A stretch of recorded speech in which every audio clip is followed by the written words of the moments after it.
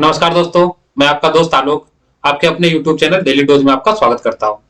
आज की तारीख है 1 नवंबर 2022 और 1 नवंबर 2022 से जुड़ी करंट अफेयर की जितनी भी महत्वपूर्ण घटना है उसकी हम इस वीडियो में विस्तार पूर्वक चर्चा करेंगे।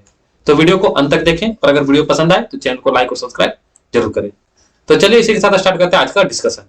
क्वेश्चन नंबर 1, हाल ही में 31 अक्टूबर 2022 को कौन सा दिवस मनाया गया है? तो इसका सही उत्तर हो जाएगा ऑप्शन बी, राष्ट्रीय एकता दिवस। क्या मनाया गया है? राष्ट्रीय एकता दिवस। राष्ट्रीय एकता दिवस किसके जन्मदिन के उपलक्ष्य में मनाया जाता है? तो सरदार वल्लभ भाई पटेल।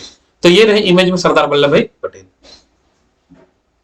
वर्ष 2014 से प्रति वर्ष 31 अक्टूबर को सरदार पटेल की जयंती के रूप में राष्ट्रीय एकता दिवस मनाया जाता है। इस वर्ष सरदार पटेल की 147वीं जयंती मनाई गई है। सरदार पटेल की जयंती पर गुजरात के केवड़िया में राष्ट्रीय एकता दिवस परेड का आयोजन किया गया था।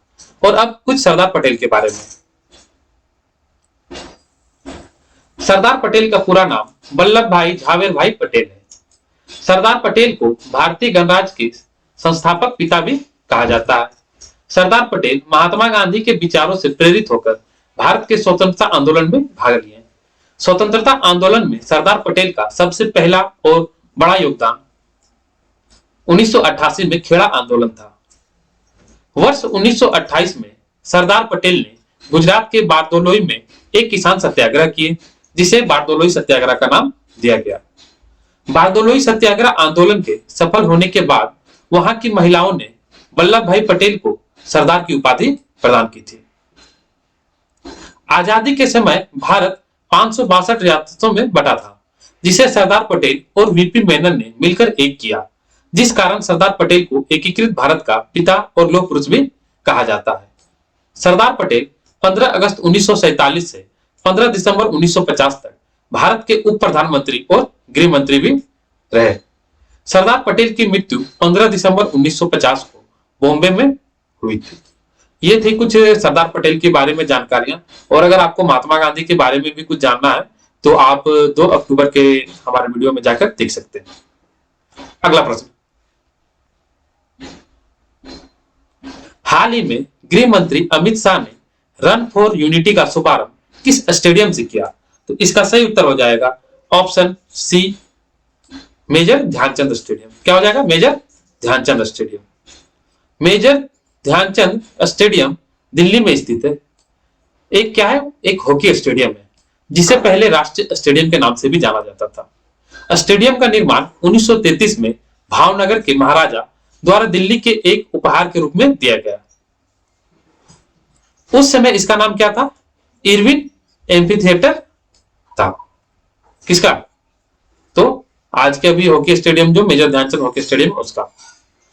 इसे एंथनी एस डिमिलो द्वारा डिजाइन किया गया था और लॉर्ड्स विलिंगटन द्वारा इसे खोला गया था। अगला प्रश्न, हाल ही में किस राज्य सरकार ने इलेक्ट्रॉनिक मैन्युफैक्चरिंग क्लस्टर बनाने की घोषणा की है? तो इसका सही उत्तर हो जाएगा ऑप्शन डी, महाराष्ट्र। तो ये रहा इमेज में Maharashtra. National policy on electronics के तहत केंद्र सरकार ने महाराष्ट्र के पुणे जिले में रंजन गांव में इलेक्ट्रॉनिक मैन्युफैक्चरिंग क्लस्टर बनाने की घोषणा की है।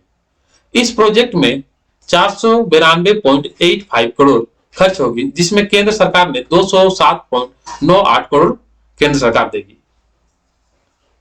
अब महाराष्ट्र के बारे में। महाराष्ट्र के वर्तमान में मुख्यमंत्री कौन है? एकनाथ शिंदे। महाराष्ट्र के उप मुख्यमंत्री कौन है? देवेंद्र फडणवीस। महाराष्ट्र के राज्यपाल कौन है? भगत सिंह कोश्यारी। महाराष्ट्र विधानसभा सीटों की संख्या कितनी है? 288। महाराष्ट्र विधान परिषद में सीटों की संख्या कितनी है? 78, जिसमें से 66 क्या होते हैं? चुन के आते हैं और 12 मनोनीत किए जाते हैं। महाराष्ट्र लोकसभा सीटों की संख्या कितनी है? 48। महाराष्ट्र राज्यसभा सीटों की संख्या कितनी है? 19। अब अगला प्रश्न, हाल ही में राष्ट्रीय दिव्यांग कप T20 का उद्घाटन किसके द्वारा किया गया है? तो इसका सही उत्तर हो जाएगा ऑप्शन सी, योगी आदित्यनाथ। क्या हो जाएंगे? योगी आदित्यनाथ। राष्ट्रीय दिव्यांग कप T20 का उद्घाटन योगी आदित्यनाथ द्वारा लखनऊ के इक्याना इंटरनेशनल क्रिकेट स्टेडियम में किया गया है। योगी आदित्यनाथ द्वारा इस प्रतियोगिता का नाम सरदार पटेल राष्ट्रीय दिव्यांग T20 रखा गया है। अगला प्रश्न,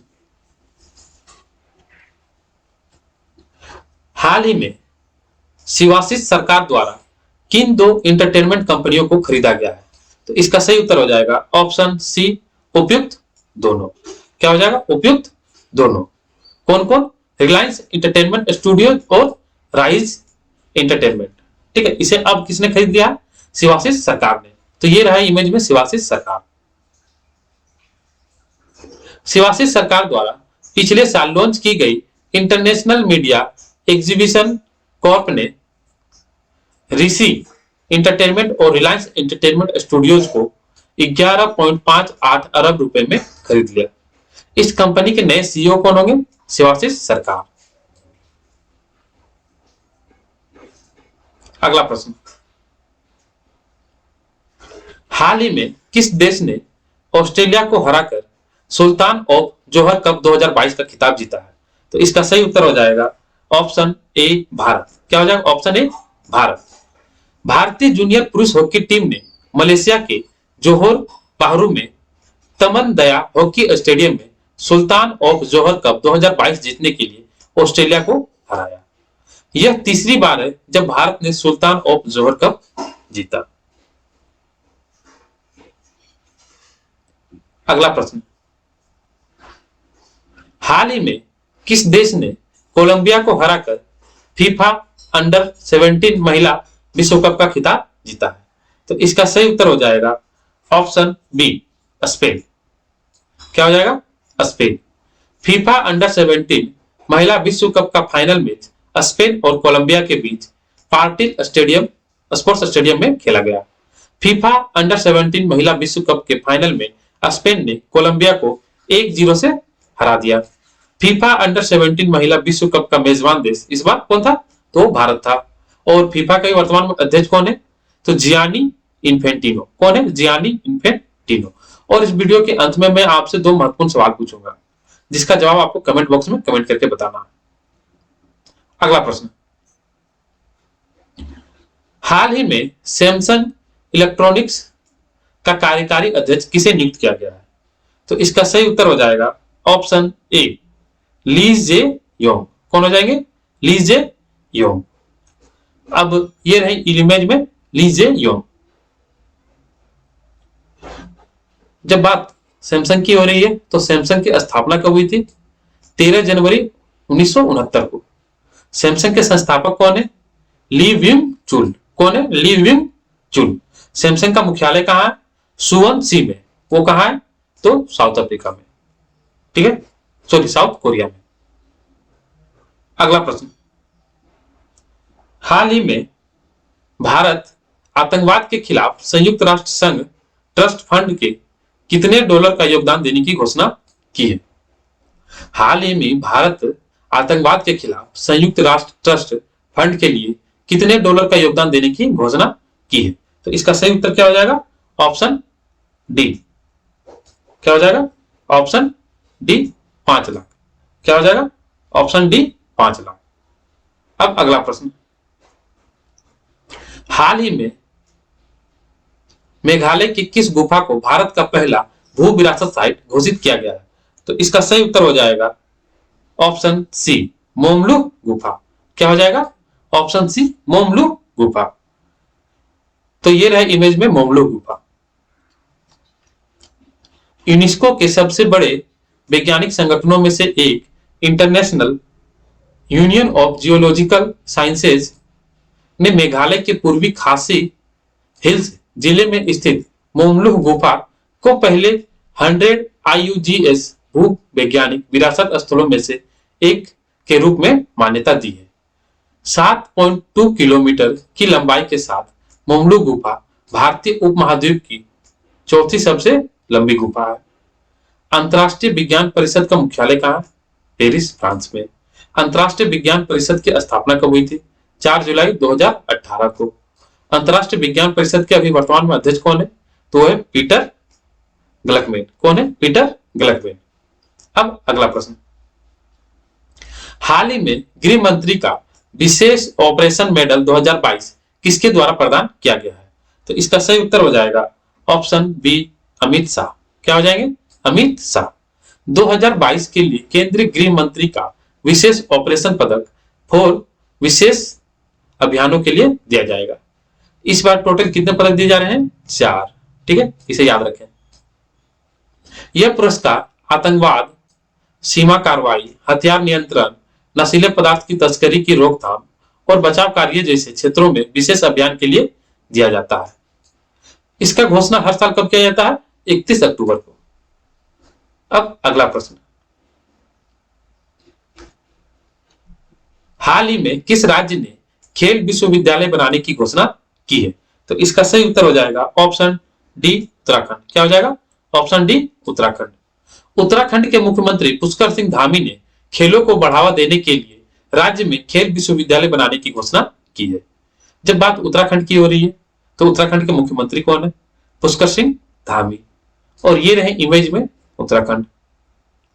उत्तराखंड के राज्यपाल कौन है? गुरमीत सिंह।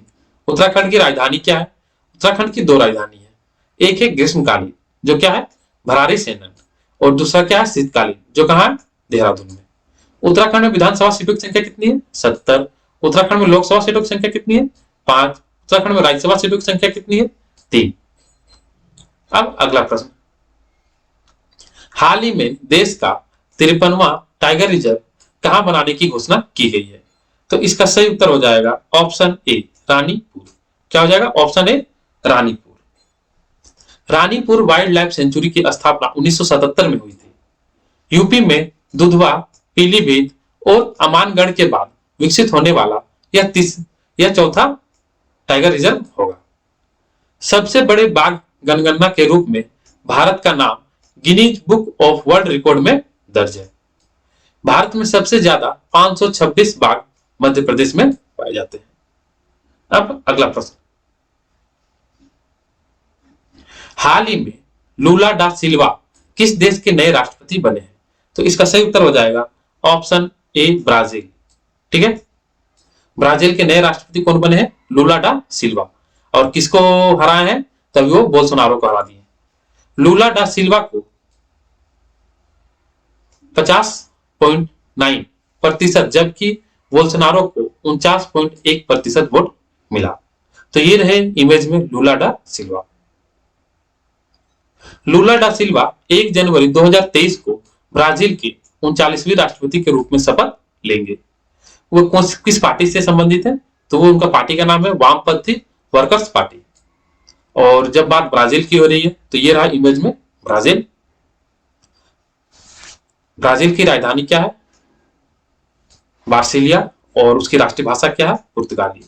ठीक है, ब्राजील की राष्ट्रीय भाषा क्या है? पुर्तगाली। ये बहुत इंपॉर्टेंट क्वेश्चन है, इसे याद जरूर रखें।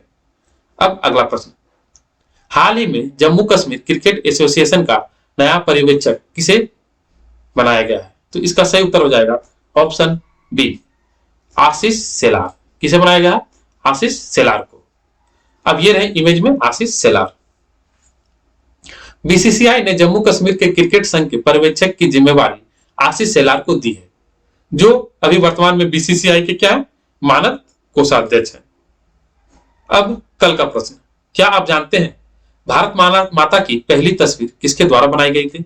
तो उसका सही उत्तर हो जाएगा अवनींद्रनाथ टैगोर। क्या हो जाएगा? अवनींद्रनाथ टैगोर। तो ये रहे इमेज में भारत माता की तस्वीर और अवनींद्रनाथ टैगोर की तस्वीर। अब कल का करंट ऑफ द डे, हाल ही में बीसीसीआई ने लैंगिक समानता को बढ़ावा देने के लिए महिला क्रिकेट खिलाड़ियों के लिए कौन सी नई पॉलिसी लागू की है? तो इसका सही उत्तर क्या हो जाएगा? पे इक्विटी। इसके तहत सभी जितने भी महिला खिलाड़ी हैं उनको पुरुषों के समान ही वेतन दिए जाएंगे। ठीक है, अब आज का प्रश्न, क्या आप जानते हैं दिल्ली अभी दूर है शब्द का प्रयोग पहली बार किसने किया था? इसका उत्तर आपको कमेंट बॉक्स में कमेंट करके बताना है। और अब आज का करंट ऑफ द डे, हाल ही में भगवान शिव की विश्व की सबसे ऊंची प्रतिमा विश्वास स्वरूपम का कहां लोकार्पण किया गया है? इसका उत्तर भी आपको कमेंट बॉक्स में कमेंट करके बताना है। यह वीडियो आपको कैसी लगी? अगर ये वीडियो आपको अच्छी लगी तो चैनल को लाइक और सब्सक्राइब जरूर कर लें। Thank you. जय हिंद, जय भारत।